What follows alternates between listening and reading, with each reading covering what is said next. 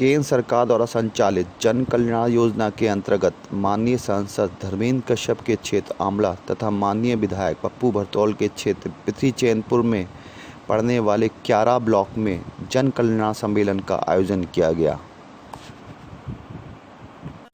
जिसमें ब्रज प्रांत के संगठन मंत्री भवानी सिंह, भारतीय जनता पार्टी के बरली के जिला अध्यक्ष रविंद्र सिंह राठौर, पृथ्वी चैनपुर के विधायक श्री पप्पू भरतौल जी ने आज सम्मेलन में भाग लिया। सम्मेलन में बीजेपी के कार्यकर्ताओं ने जनता को इन योजनाओं के बारे में विस्तृत जानकारी दी तथा इन योजनाओं से लाभान्वित लोगों का सम्मान किया। केंद्र सरकार की जन कल्याण योजना के अंतर्गत हर गरीब को गैस कनेक्शन देने के लिए, चाहे वो उज्ज्वला योजना हो या फिर स्वच्छ भारत अभियान के अंतर्गत हर गांव में शौचालय का निर्माण हो, डेवलपमेंट के अंतर्गत चाहे वो प्रधानमंत्री कौशल विकास योजना हो, जनधन योजना हो या फिर हर बैंक अकाउंट को आधार कार्ड से लिंक करने के संबंध में जानकारी हो, ये सभी जानकारी कार्यकर्ताओं द्वारा जन कल्याण योजनाओं के अंतर्गत दी जाती है। भारतीय जनता पार्टी का ये मत है कि योजनाओं का सिर्फ निर्माण ही नहीं किया जाए बल्कि निचले स्तर पर उसका क्रियान्वयन भी किया जाए।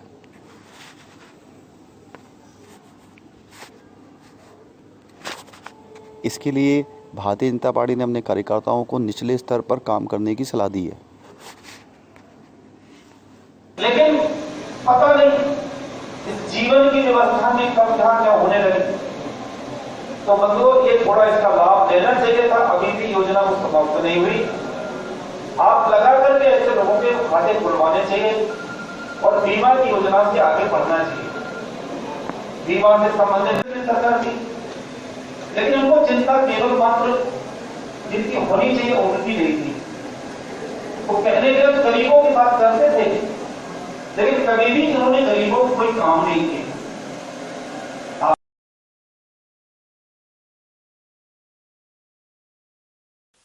सम्मेलन में भारतीय जनता पार्टी के बरली जिला अध्यक्ष रविंद्र सिंह राठौर ने भी भाग लिया। भारतीय जनता पार्टी के उत्तर प्रदेश में 100 दिन पूरे होने पर अपनी राय भी व्यक्त करी। यशस्वी जिलाध्यक्ष महोदय श्री रविंद्र सिंह राठौर जी, मैं श्री राठौर जी से पूछना चाहता हूं कि सरकार के 100 दिन पूरे होने पर क्या उपलब्धियों पे प्रकाश डालना चाहेंगे? देखिए, 100 दिन में जो बेसिक चीज़ें थी वो उत्तर प्रदेश सरकार ने पूरी करी हैं। उसमें उन्होंने कही थी कि गड्ढा मुक्त सड़कें, कि 100 दिन के अंदर इतना बड़ा प्रदेश है, लेकिन जो आवश्यक चीज़ थी कि बहुत परेशानी थी, गड्ढे सड़कें बहुत ख़राब थी। आज वो लगभग मैं समझता हूँ कि 100% नहीं तो 80% तो सड़कें ठीक हो चुकी हैं।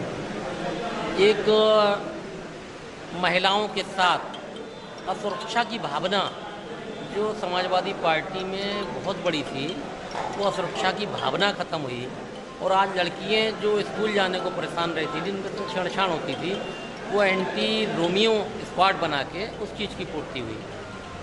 ऐसे ही अभी जो गेहूं की खरीद हुई है, उसमें लक्ष्य से अधिक गेहूं की जो है खरीद हुई और किसानों को कहीं समस्या नहीं हुई। तो जो बेसिक चीज़ें हैं वो सरकार ने पूरी करी हैं। आपको तो बताई जाए तो बहुत सारी चीज़ें हैं, लेकिन मैं समझता हूँ सरकार का और ख़ास तौर से एक प्रशासन जो बेलगाम था, आज कम से कम आज लोगों में रिश्वत अगर आदमी लेना चाहता है, लेकिन उसके अंदर डर खौफ है कि अगर मैंने रिश्वत ले ली तो निश्चित रूप से मैं पकड़ा जाऊंगा, मेरी शिकायत हो जाएगी। तो आज ये वातावरण बदला है 100 दिन में। कोई काम करने के लिए पूरा मौका है सरकार को, लेकिन कम से कम 100 दिन में एक वातावरण बदल गया। लोगों के अंदर जो आ गया कि वास्तव में योगी जी की सरकार काम करने की दिशा की तरफ पूर्ण रूप से बढ़ रही है और जो उद्देश्य था हमने जनता ने सरकार बनाने का, वो पूरा होएगा। जी, धन्यवाद। 100 दिन पूरे होने पर सरकार की उपलब्धियों के बारे में कुछ बताएं। 100 दिन की उपलब्धियों के बारे में? जी, उपलब्धियां हैं, चारों तरफ जय जयकार हो रहा है, राम राज जागो, गड्ढा मुक्त सड़कें हो गई हैं, अत्याचार भ्रष्टाचार ये सब खत्म हो गो, गरीब मजदूर किसान की सरकार आ गई, लोग दीपावली मना रहे हैं घरों में, छतों पे देख रहे हैं आप। जी, और राम राज्य है दूसरा ये। जी जी जी जी और बताओ और क्या चाहिए, इससे बड़ी उपलब्धि क्या हो सकती है। हाँ। हमारे बीच में आंवला के लोकप्रिय सांसद श्री धर्मेंद्र कश्यप के निजी प्रतिनिधि राजेश मौर्य मौजूद हैं। मैं उनसे निवेदन करता हूं कि 3 साल केंद्र सरकार आमला के सांसद श्री धर्मेंद्र कश्यप जी के जनप्रतिनिधि श्री राजेश मौर्य जी ने भी अपने विचार व्यक्त करे। केंद्र सरकार की जन कल्याण की योजनाएं हैं, उनका जनता पे क्या क्या प्रभाव पड़ा है। अभी कुछ समय पूर्व हम लोगों ने एक जो कार्यक्रम था जल कल्याण वाला, उसमें माननीय संगठन मंत्री जी मौजूद थे, माननीय यहाँ के विधायक बिथरी से वो भी मौजूद थे, पप्पू भैया जी, और भी बहुत सारे उसमें पदाधिकारी थे पार्टी के। बहुत सारी योजनाओं के बारे में जानकारी दी और मेन तौर पे मोटे तौर पे हम लोग कहें तो एक बात ये निकलती है कि वास्तव में जो योजनाएं बनती तो पहले भी थी, लेकिन मैं समझता था वो केवल कागज़ तक सीमित रह जाती थी। लेकिन वर्तमान में जब से बीजेपी की सरकार बनी है भारत के अंदर और उसके बाद में जब प्रदेश के अंदर जो सरकार बनी है, इसमें जो भी योजनाएं बनी हैं और वो वास्तव में दिखाई दी हैं कि हाँ भाई योजनाएं आई और आने के बाद में कागज़ तक सीमित नहीं रही, वो वास्तव में लागू हुई।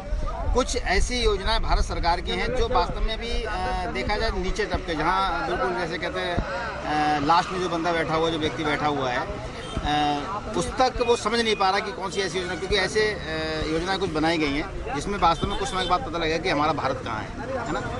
और जो प्रदेश सरकार जो योजना बना रही है, जैसे बहुत सारी योजना, जैसे बिजली के बारे में हम लोग देखें, आप आज से पहले आप किसी से आप पूछा कि बिजली के क्या हाल है, व्यक्ति बोलता हाँ वैसा पहली बार ऐसा देखा कि ऐसी बिजली मिल रही है। ऐसी बहुत सारी ऐसी योजना जो एकदम जनता को दिखाई दे रही हैं।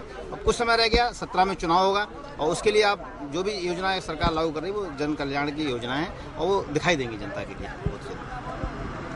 हमारे बीच में सांसद जी के भाई श्री भूदेव कश्यप जी मौजूद हैं। मैं उनसे भी कहूँगा कि केंद्र सरकार की लोकप्रिय सरकार का जनता पे क्या प्रभाव है वर्तमान में। जनता केंद्र सरकार की नीतियों से बहुत खुश है। मेरे सबसे बड़ी ये खुशी है कि देखिए पुलिस का तो जो लोग तांडव देखते थे पुलिस का, बिल्कुल एकदम पुलिस शांत है। जनता का किसी भी तरीके से कोई भी हनन नहीं हो रहा है। मैं देखता था 100 नंबर की गाड़ी, अब पुलिस जगह जगह पैसे लेती थी, अब कहीं भी कोई पैसा, तहसील में भी इतना पैसा नहीं ले जा रहा है कहीं भी। मतलब इस तरीके से बहुत सही चल रहा है, कंट्रोल कर दिया। धन्यवाद।